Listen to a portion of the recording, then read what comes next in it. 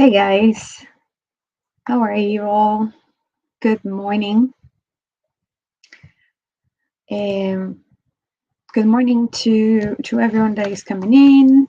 Um, I am going to wait just a few minutes before I start, just to get some more people in. But I just wanted to during this time,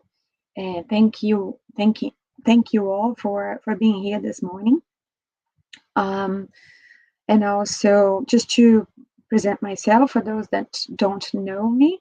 My name is Samanta Alves. I am a volunteer in the Spiritist Centre of Ireland, and I am part of the Irish Spiritist Federation. I always say that if you, I'm sorry if you were here before, you already know me, but I kind of do this introduction every single time. But just to say that I am Brazilian, but I am living in Ireland. So I am broadcasting from Dublin, Ireland. And it's important to say as well because we have some references that we give during the talk, and they are Irish references because just because we are part of the Spiritist Society of Ireland. But if you want, you can search for those things in your locality as well. I'm sure you're going to find something. Um, so today we are going to talk some more about some lessons from the Christian agenda. This is a little book. I hope you guys can see it. I'm not sure if it's visible. Yeah, I believe it is now. So, yes, it's this little book here called Christian Agenda by Chico Xavier. And I just want to say thank you to Stephen. He gave me this book. Um, I think it was last year. I'm not sure if it was the end of last year or the end of the year before that. But anyway, um, so I got it as a Christmas present. Thank you so much, Stephen. Um, and this little book is it was written by Chico Xavier, as I said, but it was dictated by the spirit Andrelli. So there are some important lessons here. Um, we could say it's a summary of the Spiritism um, literature kind of thing. So it's a very nice book, very short and sweet, very easy to read. So today I picked three lessons. I have already talked about three other lessons in a previous talk. And today we are going to talk about lessons 16, 19, and 21. So three lessons at a time because, they are they are challenging. So I would say that maybe one a week would be enough for us to learn new things and to put things in practice and try different things and expand our knowledge as well. But today we're going to talk about three of them. So I hope we have already some people here. So let's start. And for us to be able to start, let's just do our initial prayer. So if you want to close your eyes, or if you can't or don't want, that's fine as well. But I will ask you to raise your thoughts to Jesus, to God. Let's raise our thoughts to our spiritual friends as well that are here with us today,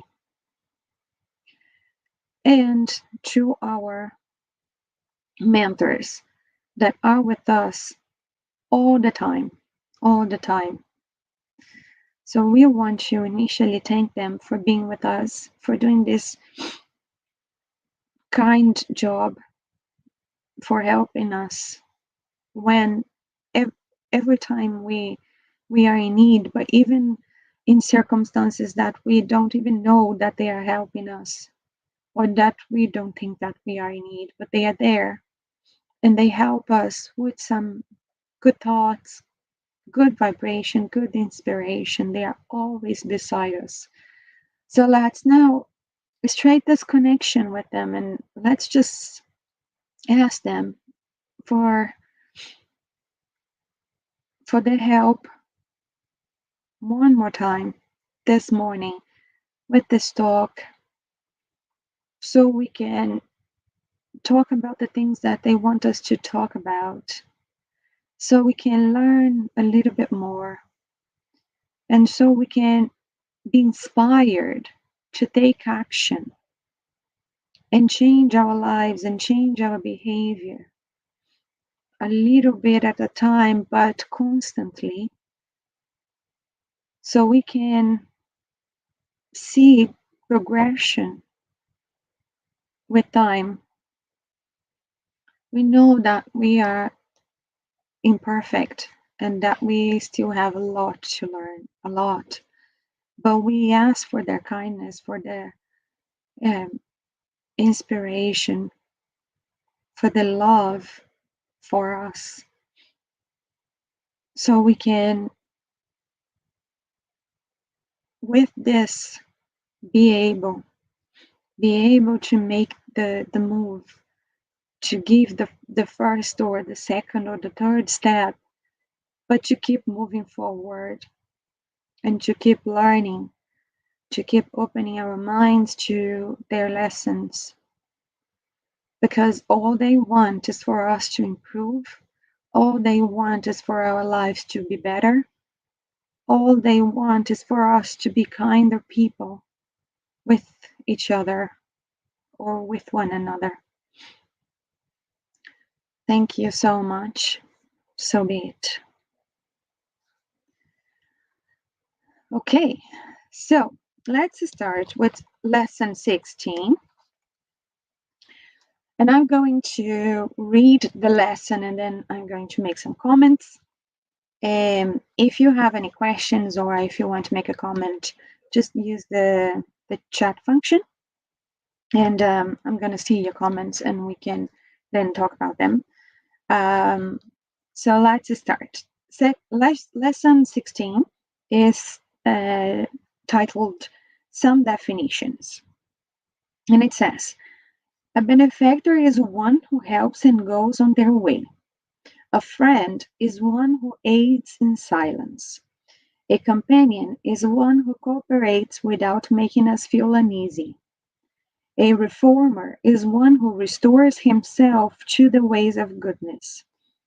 A strong person is one who knows how to wait within the task of peaceful work. An enlightened person is one who knows themselves.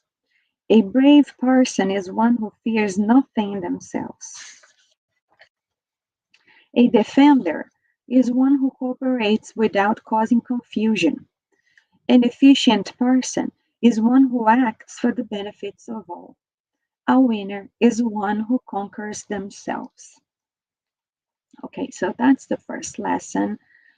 And I propose that we break this lesson down and try to bundle together some definitions, shall we? So let's start with this. A benefactor is one who helps and goes on their way. A friend is one who aids in silence. A companion is one who cooperates without making us feel uneasy. And a defender is one who cooperates without causing confusion. So here it talks about those who help without an agenda, without expecting anything in return, and also that knows how to provide help as well, as they take into consideration how the other person will receive their assistance. They have empathy, and they know that truth said in a crude way, or in a ill-mannered way, is not sincerity. It is rudeness and doesn't serve its purpose. So if we go to the Spirit's book, question 893, so just to show you guys, this is the Spirit, the Spiritist book that I'm using, this version. So if you go to chapter 12, Moral Perfection, And if we go to question 893, that says, which is the most meritorious of all the virtues? And the answer is, all virtues are meritorious because all are signs of progress on the path of the good. There's always virtue when there is voluntary resistance to the allure of wrongful tendencies. However, the highest virtue consists in the sacrifice of one's own interests for the good of one's neighbor without ulterior motives. The greatest merit is that which is based on the most disinterested charity.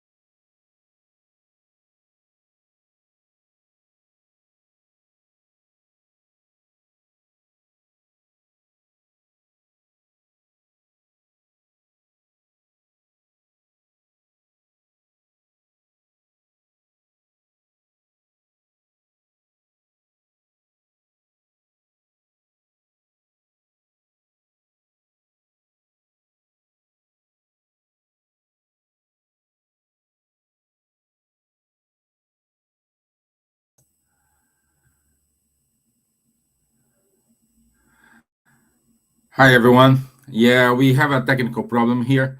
Samanta is returning, so she's back now. Hey, welcome back. Hi, sorry. I just had a problem with my internet. Suddenly, everything went down, and I was like, "Oh my God, what's Yeah. going on? People are not listening to me or hearing to me." But anyway, I hope it's okay now. No, everything is fine. Okay, my dear. Okay, I'll be Thanks, back. thanks, Steven. I'll return to the backstage. Thank you. Bye. Bye. So, guys, from what I'm gathering, um, the the beach that I lost connection was when I finished reading the book. So I read question 893 of the book, and I was just saying that um, from the dictionary, the word virtue means a behavior showing high moral standards. So virtue is the moral excellence. A virtue is a trait or a quality that is deemed to be morally good, and thus is valued as a foundation of principle and good moral being. So, personal virtues are characteristics valued as promoting collective and individual greatness.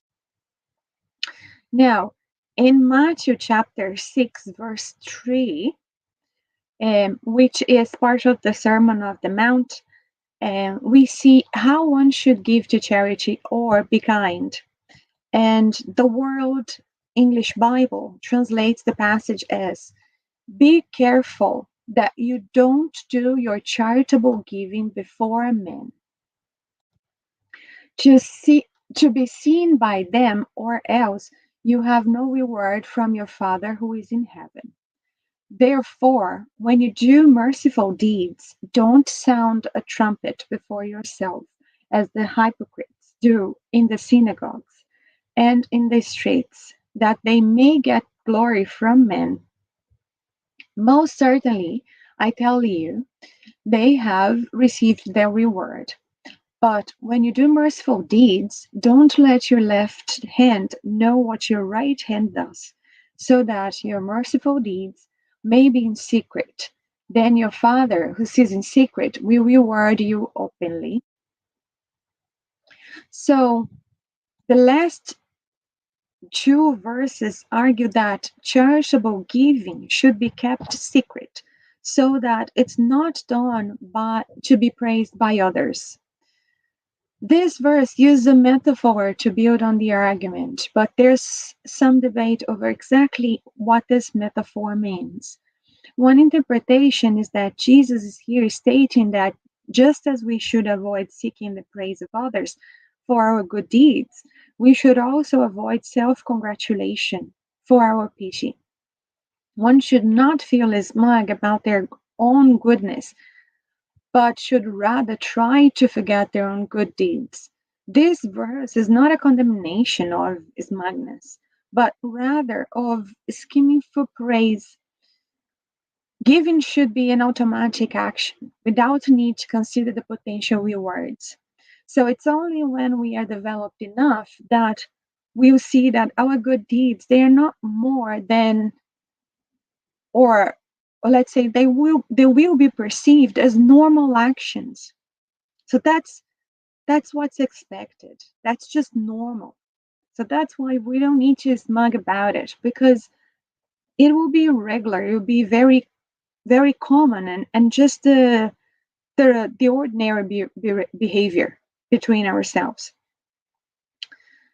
So continue with our second bundle from the lesson. Let's pick those phrases now. A reformer is one who restores himself to the ways of goodness. An enlightened person is one who knows themselves. A brave person is one who fears nothing in themselves. And a winner is one who conquers themselves. So, if again we go back to the literature, and if we go to the Gospel according to Spiritism, and this is the book I'm using. So, if we go to chapter 17, be perfect. Um, the the section, the characteristics of perfection, item 3, oh, sorry, no, the section moral persons, item 3, we see truly moral persons are those who practice the law of justice, love, and charity in its greatest purity. If they question their conscience about their actions, they ask themselves if they have violated this law, if they have done any evil, if they have done all the good they could, if they have willingly disregarded any opportunity to be useful, if anyone might have a complaint about them, and finally, if they have done unto others everything they would like to have done unto themselves. They have faith in God and in God's goodness, justice, and wisdom. They know that nothing happens without God's permission, so they submit to the divine will in everything. They have faith in the future, thus, they place spiritual possessions above temporal ones. They know that all the vicissitudes of life, all its sorrows, and all its disappointments that are trials or expiations, and they accept them without complaining. Persons imbued with the sentiment of charity and love for their neighbor do the good for its own sake without expecting anything in return, and they repair evil with good, defend the weak against the strong, and always sacrifice their own interests to the interests of justice. They find their satisfaction in the benefits they spread around, the service they render, the happiness they promote, the tears they dry, and the consolation they provide to the afflicted. Their first impulse is to think of others before thinking of themselves, and to attend to the interests of others before their own. Well, so it summarizes everything, and I believe that this item is a basic guide to the path of moral perfection. So basically, we have to question our conscience, have faith in God, have faith in the future, know that all vicissitudes, sorrows, and disappointments of life are trials and expiations. We have to do good for its own sake without expecting anything in return, sacrifice their or our own interests and to the interests of justice, find happiness in providing happiness. We should be kind, humane, and benevolent. Um, we should indulge towards others' weaknesses, and we should also respect other convictions and rights in the same way that we wish their or that we wish our own um, would be respected. So true spiritists are recognized by their moral transformation and the efforts that they make to overcome their evil inclinations. Leon Denis will say that when our acts are good but our thoughts are bad, there's a false interpretation of the good deed done, which means that the act disassociated from the will is not a truly act of kindness. And then our last bundle from this lesson, a strong person is one who knows how to wait within the task of peaceful work. And an efficient person is one who acts for the benefit of all.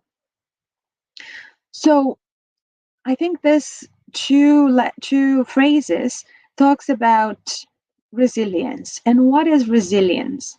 In the dictionary, it is explained by basically two things: the capacity to recover quickly from difficulties, and the ability of a substance or an object to spring back into shape. So it's um, that property of elasticity. So an example of resilience is an elastic being stretched like this one and returning to its normal size after being let go. So in other words, it is the ability to cope when things go wrong, when things are difficult. And Spiritism has some tools that help us deal deal with being resilient or help us be more resilient. And those tools are prayer, the gospel at home, faith, resignation, the love evolution, the immortality of the soul, and kindness as well. We could talk about each one of those things in detail, and it would last a talk or even more. But today we are just going to cite them and just highlight how important they are um, for helping us become more resilient. Now let's move to the next lesson, which is lesson 19, that is called A Matter of Choice.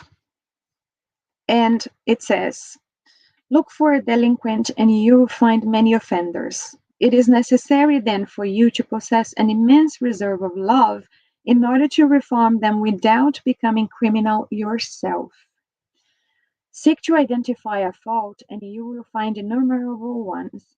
Faced with the situation, it is essential that you be sufficiently enlightened so as to not add your errors to the errors of others.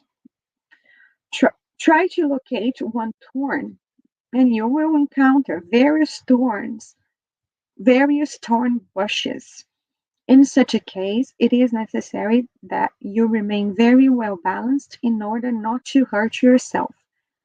Place too much attention upon a stone in the road, and shortly the ground will become very stony to your eyes. After that, you will need a great deal of resistance not to succumb to the roughness of the journey. Approach goodness, look for it with determination, and kindness will illuminate your path. Only then you will be perfectly equipped to win the war against evil. So, to me, the main words in this lesson are immense reserve of love, sufficiently enlightened, remain very well balanced, great deal of resistance, and perfectly equipped. And I think that when we talk about perfectly equipped, we mean goodness. We mean being able to be good and have the skills to behave in that way. And I believe this lesson talk about a few things in particular: resilience, self-knowledge, and self-improvement. I've just talked about resilience.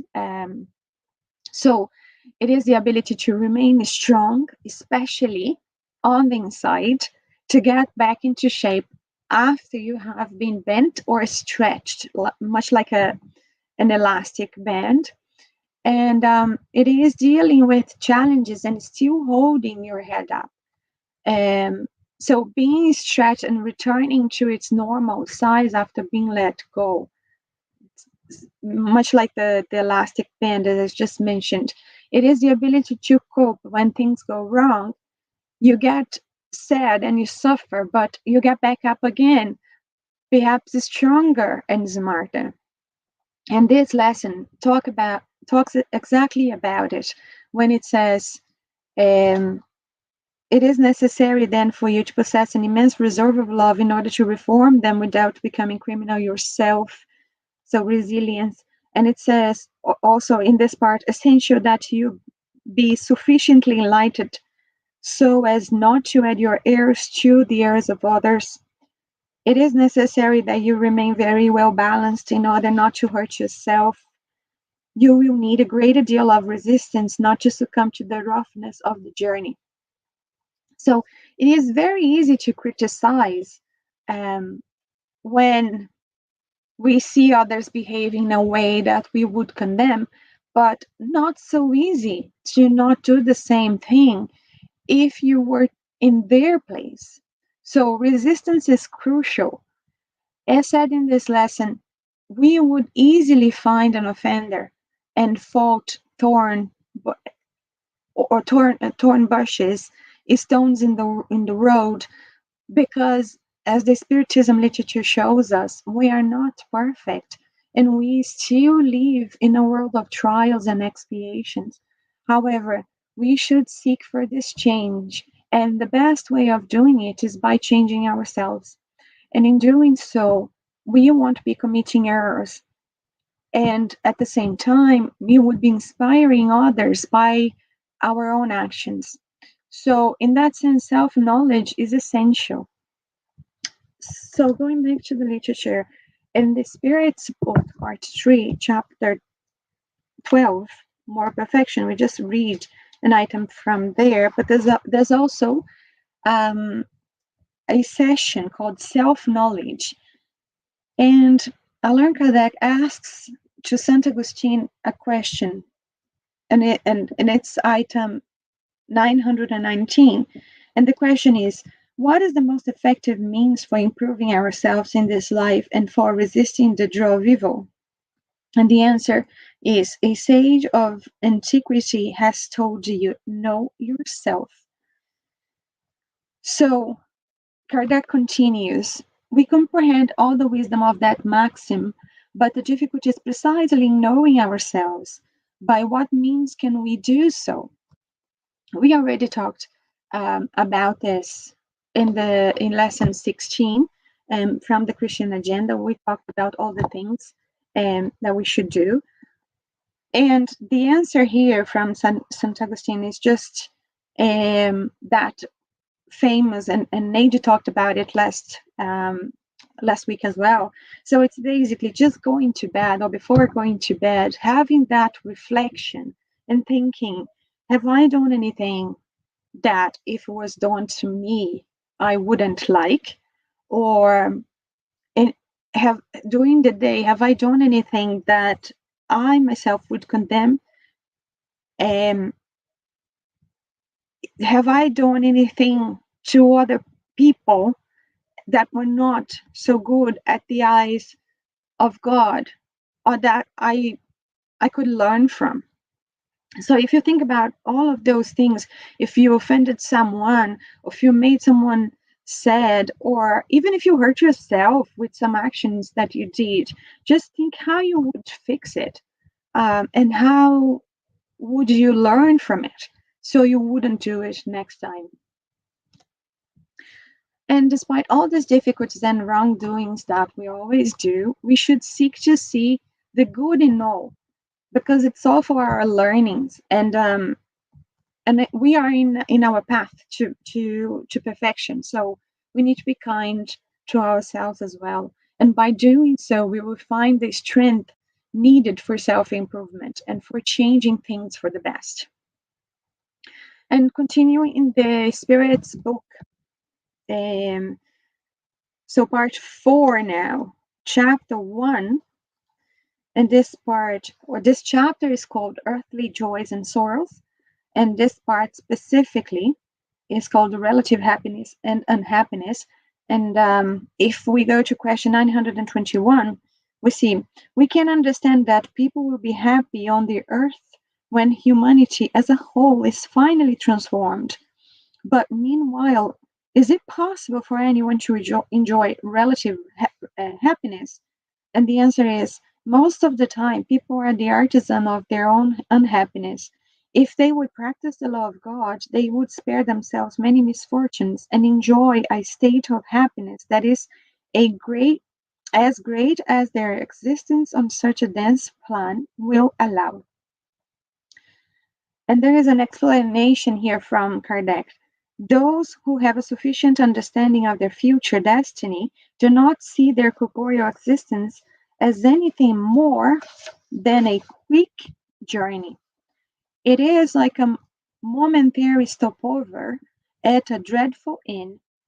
They easily console themselves regarding a few passing annoyances on a journey that will lead them to a better situation to the degree they have prepared themselves for it.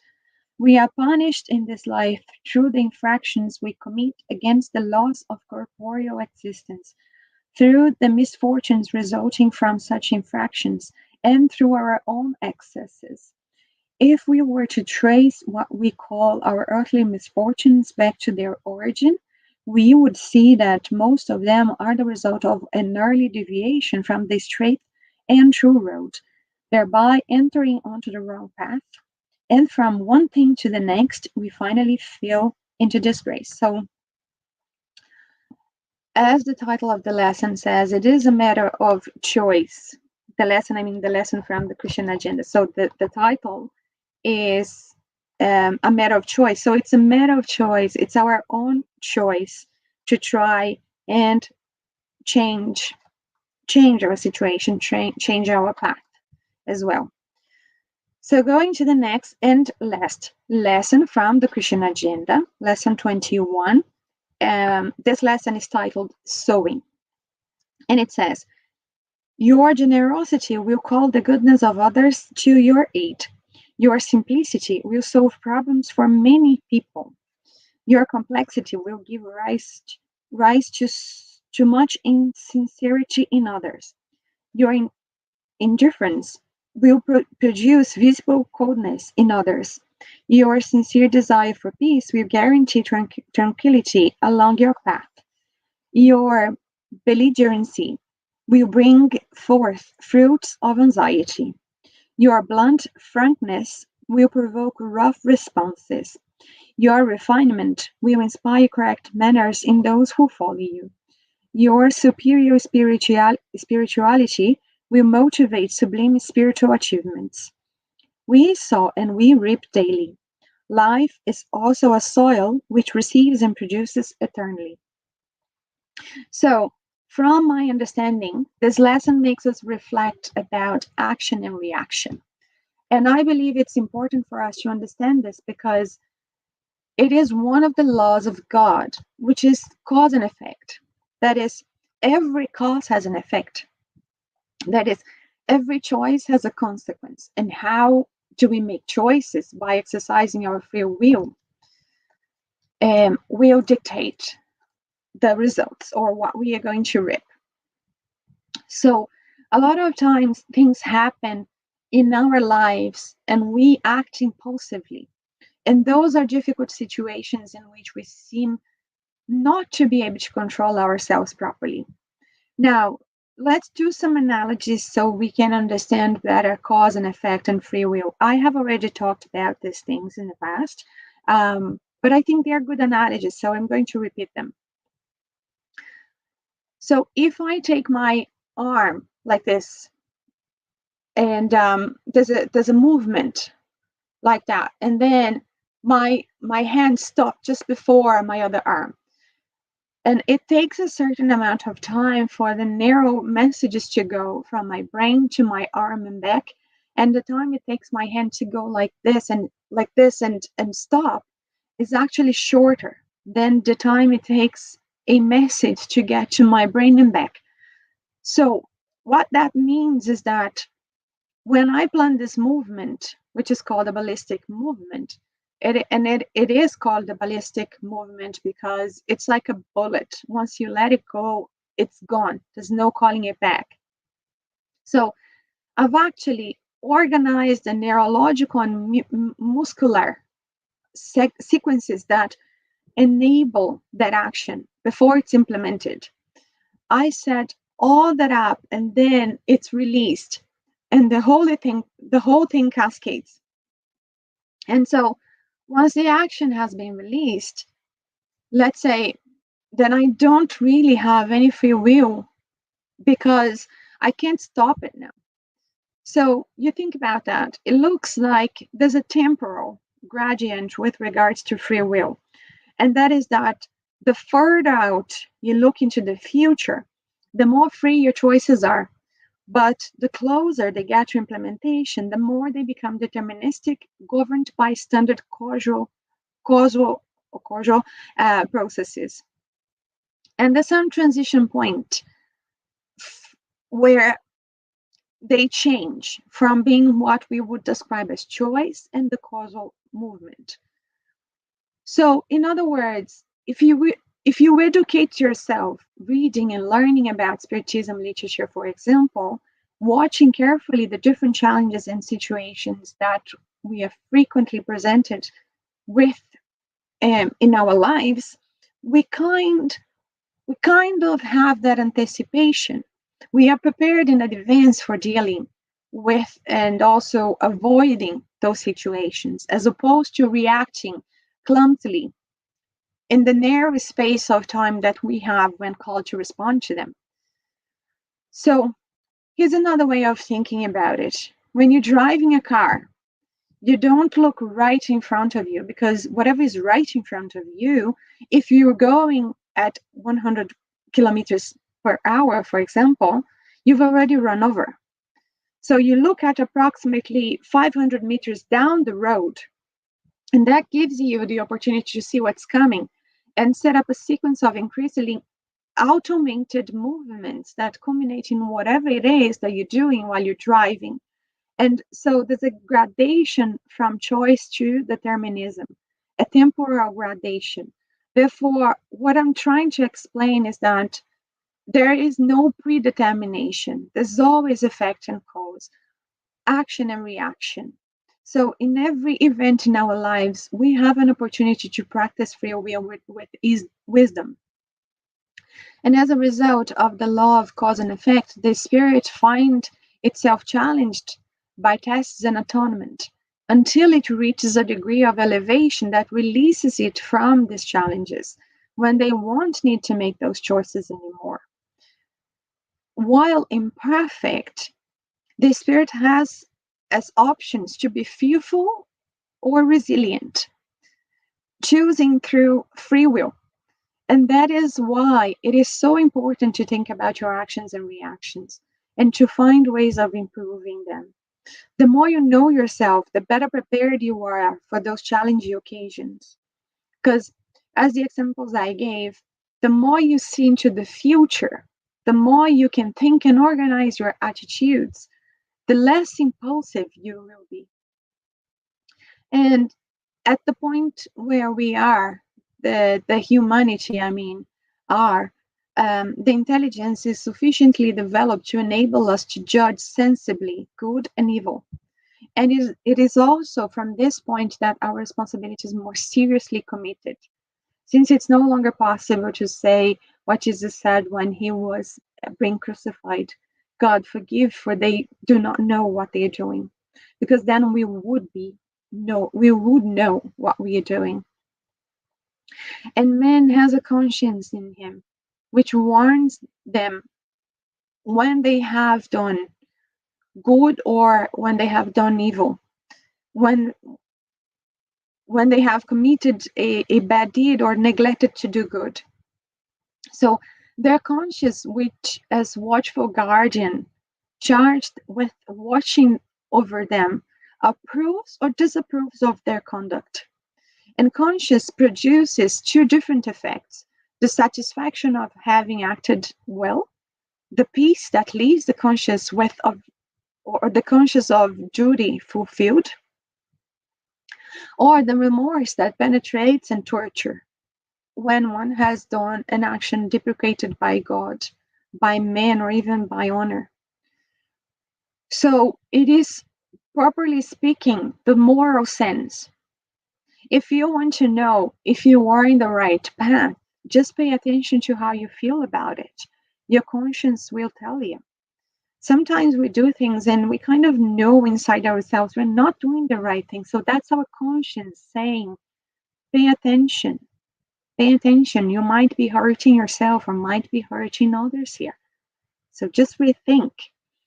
And so think about how we think about ourselves and other people and how we treat ourselves and other people. We take energy and we disperse energy. We have already talked about energy here before, but life is like that as well. We don't contend within the present and we are not driven by the past. Instead, what we see in front of us is a landscape of possibilities. And so what we see in front of us is an array of potential universes. And those are the universes that we could bring about as a consequence of our actions.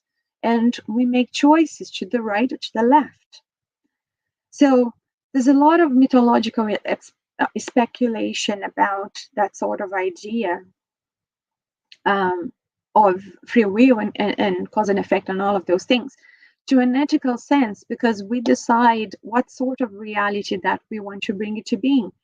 But if you treat yourself like you're a free moral agent with choice, and that you can determine the course of your life for the good, then you seem to get along better with yourself and to be less anxious and to be more productive as well.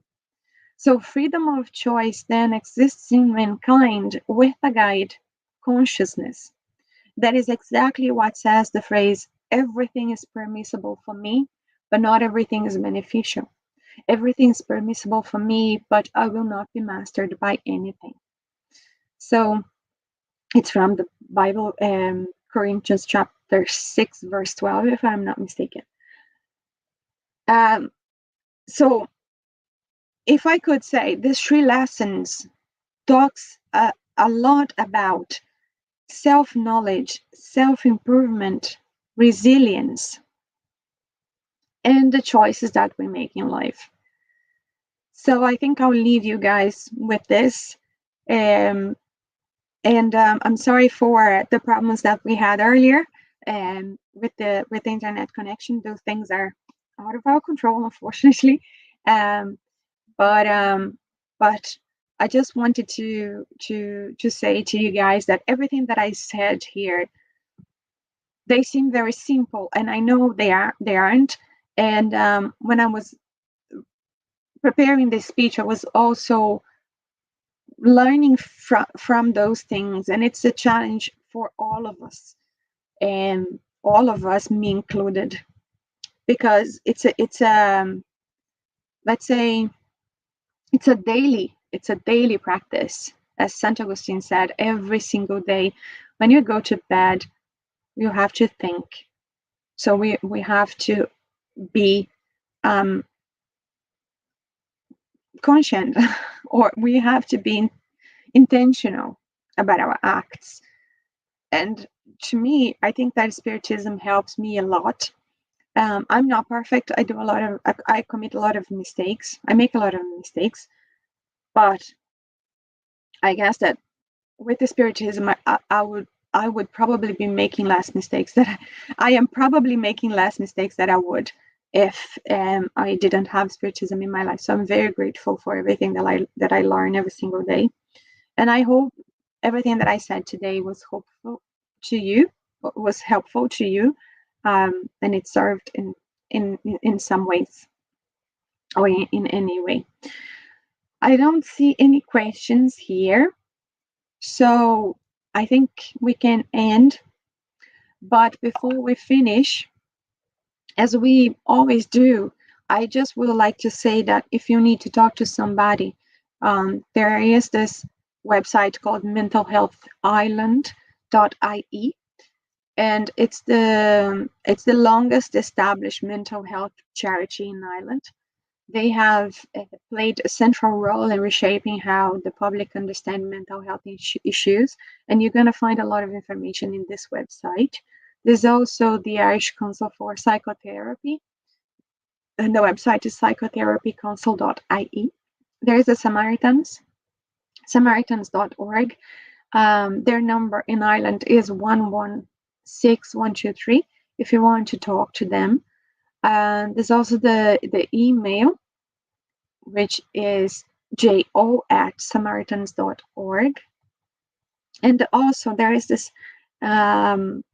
service in Ireland, which is available 24/7, which is a texting message service. You can just text them. The number is 50808, and it is I guess handy for people that maybe are not so confident with their level of English for speaking, because we know we have a lot of foreigners living here in Ireland, or if you're not able to talk for some reason, you can just text them and they will talk to you. Okay, so the bibliography today, as I showed you guys, was the Christian Agenda, lesson 16, 1921. The Spirit's Book by Allan Kardec, part 3, chapter 12, question 893, and also 919. Also, part 4, chapter 1, question 921. The Gospel according to Spiritism, Viral and Kardec, chapter 17, item 3. And just talking about our activities, we have our public meetings in the form of live now every Sunday from 11:15 a.m. to around 12:15 p.m. From September, if everything goes well, so it's still being negotiated, but I just wanted to let you guys know that we are working to start having our public meetings in person again. So hopefully, from the first Sunday of September, we will be able to return, but it will be a partial return. So we are going to do it very carefully. We are going to give all the details in the future, but I just wanted to give this first first news to you guys, that we are working on it, and we will have more details in the future. But for now, you guys, you already, well, I can already say that we are partially going to go back. So partially in that case then means that we are going to keep our lives, so all the online activities, and we are going to start our in-person activities as well. So we don't know exactly what days we are going to have our in-person public meetings. As I said, we are going to inform all the details in the future, but it will most probably be from the first Sunday of September. We don't know yet if it's going to be every 2 weeks or every month. So the periodicity we are going to inform as well in the future, but it will be a partial return. So we are going to do it surely and slowly, or slowly and surely. But for now, we have our public meetings in the form of lives through Facebook and YouTube every Sunday from 11:15 a.m. to 12:15 p.m. We have our talk shows in the form of lives every Tuesday and Thursdays at 7:15 p.m. We have our study groups every Wednesday from 8 to 9 p.m. And we have our healing session every Tuesday at 8:30 p.m. on YouTube. The healing session is very brief, so it's just a few minutes for us to recalibrate, re-energize, and send good vibrations. Okay, and learn a little bit more about spiritisms as well. So, as I said, it's just short. It's around 15 minutes, but it's very good. So if you go to our YouTube page at 8:30 p.m. every Tuesday, you'll find us there. Also, I just want to say, if you are in YouTube, our Facebook page is the Spiritist Society of Ireland, and we also have our email if you want to email us, if you want to talk to us about anything. It's spiritismireland@gmail.com, or if you have any questions or anything. Okay. So I guess that was all for me. I just wanted once more to thank you guys for everything. And before we finish, I just want to do our final prayer.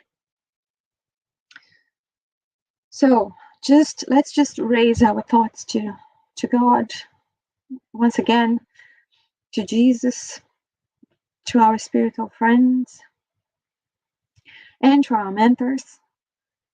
And let's thank them for the opportunity to be here this morning, the opportunity to have learned, or hopefully have learned, a bit more from your loss, dear God, and for everything that you created for us, for our own benefit, out of all the love that you have for us. So thank you very much for for all of that, for our family, for our friends, for our jobs, for our houses, for every single situation that happens to us, no matter what they are, because we know if they happened for a reason. And you are on the you are in the control. So help us with inspiration, and gives us strength so we can go about our daily lives and do the right things. It's not always easy. We have our inclinations. So we need to be more intentional about our actions and our thoughts. So help us in this path of learning how to be more intentional, how to be better, and how to behave according to your laws of love and charity and kindness. And we also want to ask for everything that is for everyone that is in need in the world in this moment. We know once again that nothing happens without your permission, but we also see so much suffering, and it's only normal that we want them to end. So hopefully we can act in a way that will make all this suffering, and if not now, in the future, and very soon, so we can all live in a peaceful, loving world. And so be it. So thank you so much once again, everyone, for being here, and until the next time, I'll see you again. Bye.